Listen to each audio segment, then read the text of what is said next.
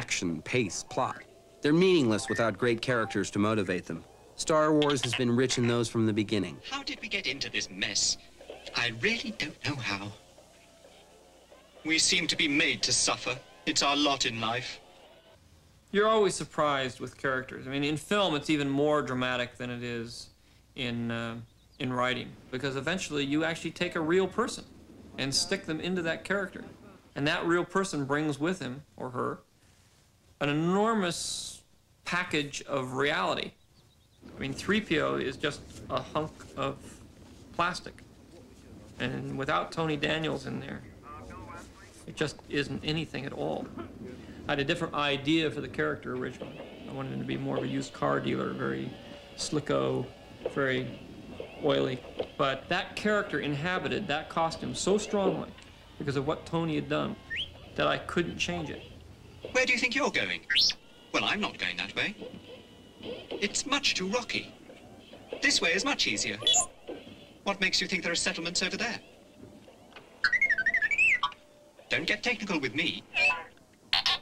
What mission? What are you talking about? I've just about had enough of you. Go that way. You'll be malfunctioning within a day, you nearsighted scrap pile. And don't let me catch you following me, begging for help, because you won't get it. If it required an act of high imagination to create a lovable droid, think of what was involved in creating a new star for Empire. When I came to the second film, to start working on The Empire Strikes Back, a lot of the information and the training that takes place was originally designed to be done by Ben. But since I killed off Ben in the first film, it left me with a lot of exposition, a lot of training scenes that I didn't have anybody to perform. So I had to come up with a new Jedi Master who was even more powerful than Ben. And I had to come up with somebody who would be interesting to watch. I am wondering, why are you here? I'm looking for someone. Looking? Found someone you have, I would say. Right. Help you again? Yes? I don't think so.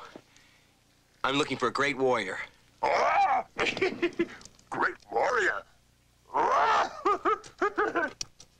Wars not make one great. I mean, I was very apprehensive about how that was going to work. Could I take a main character in a movie and use a little rubber puppet? And would that, I mean, is it going to happen, or is it just going to be a disaster?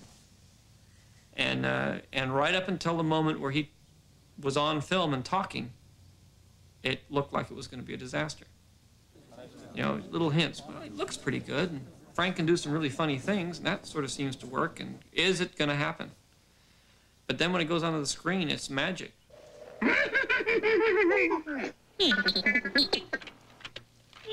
Oh, you're making a mess.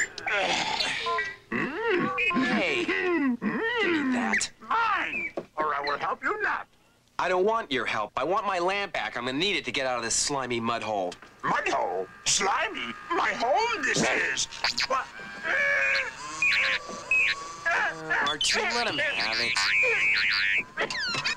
Mine! R2! Move along, little fella. We got a lot of work to do. No. Stay and help you, I will. Find your friend. I'm not looking for a friend. I'm looking for a Jedi Master. Jedi Master? Yoda. You seek Yoda. You know him? Take it to him, I will. Yes. But now, let's eat. Come. Good food, come. I think more than anything else with Star Wars is the characters have always been a surprise and a delight as they've come to life. The surprise and delight of Jedi were those furry, funny, and ferocious little creatures of the forest who, like Yoda before them, would turn out to be a great deal more than merely adorable.